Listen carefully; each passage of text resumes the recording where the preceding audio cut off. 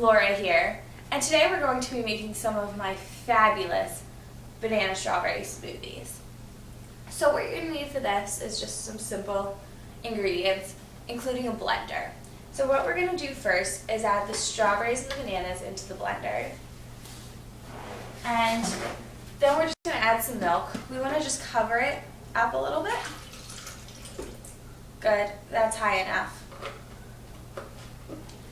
And then you want to make sure that the blender is completely closed so things don't go flying everywhere. Okay, so what we're going to do now is, I have a great smoothie setting on my blender, but if you don't have that, you could just put it on puree or anything else that you need. So now what we're going to do is we're going to add ice. So we're just going to go over to the freezer now and grab some ice to add. Smoothie's not complete without ice. So we're just going to add that. And you don't want to liquefy the ice as much as you've done to the other ingredients. So what we're going to do is we're just going to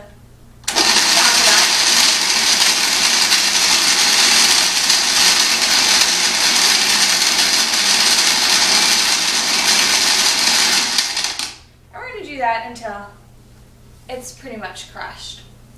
So you'll notice that what I've been doing is I've been pressing different buttons and it's been doing different things to the blender.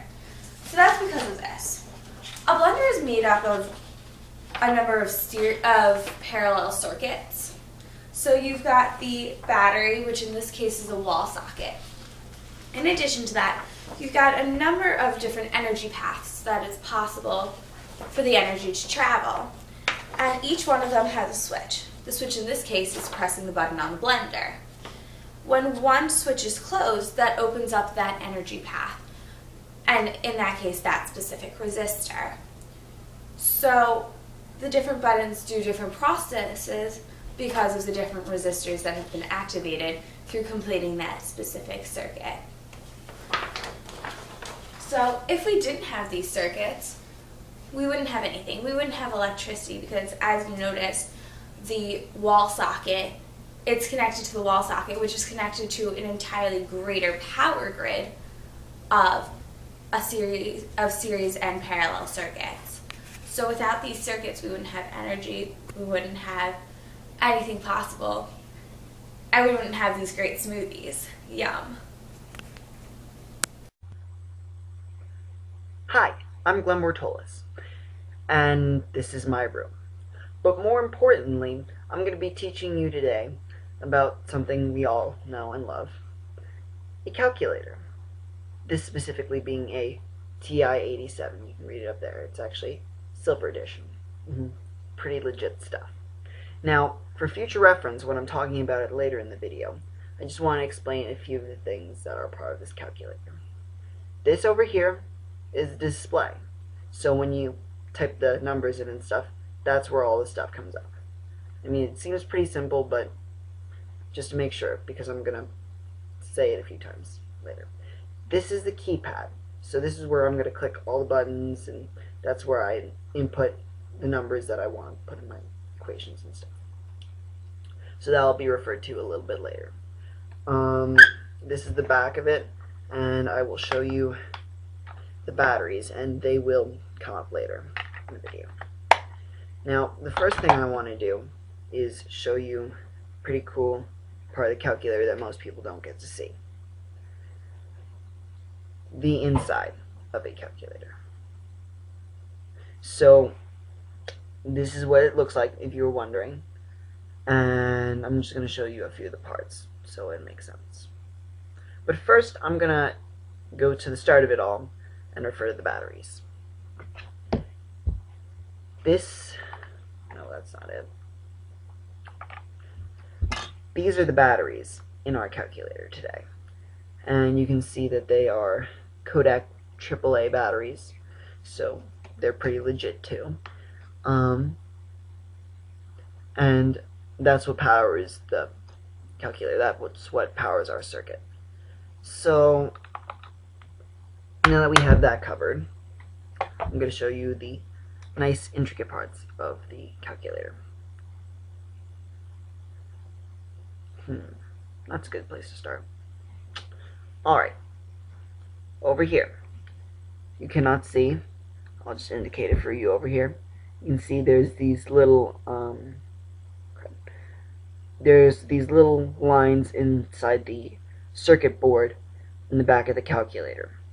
Those act as wires. That's how the electricity is transferred. So in our normal circuit, those would be wires.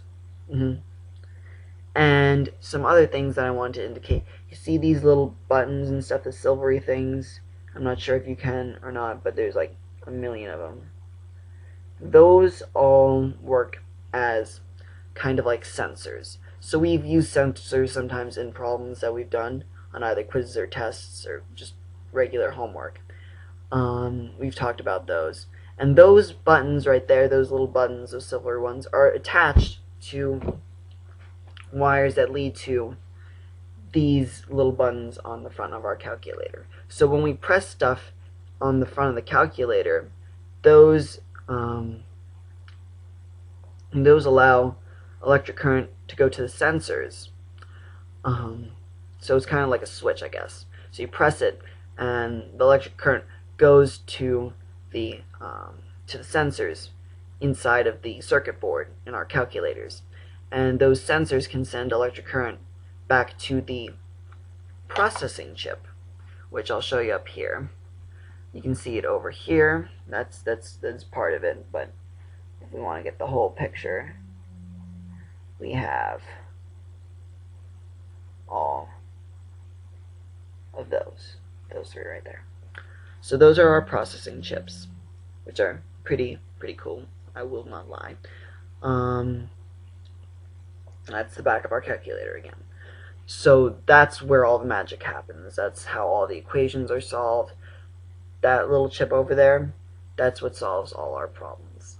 So when you type in the numbers, the electric current goes through the sensors to the processing chip, where they'll do the equations, and then it'll send electric current back through the calculator and to the display through other little buttons of these, and that will give us our answer on our display, which is right over here. And the last thing I wanted to explain to you was, and I think it's really handy that this drawing has it right here, this picture over here has it. If you can't see it, there's a small blue switch over here. It kind of looks like a bead with two wires coming down out of it, or something that kind of looks like aluminum paperclip. Anyway, but that's the switch for our calculator. So when you press the on and off button, that thing turns on, and that's what makes sure that our battery is being efficient with its power, so that it's not running while we don't want it to be on and we're not doing equations. So that's our on and off switch. So when you turn the power button on, that turns on and allows the current to flow through the battery. So, I mean through the circuit. Yeah. So that's basically my explanation of the calculator. And I hope you enjoyed it, and I hope you learned something today.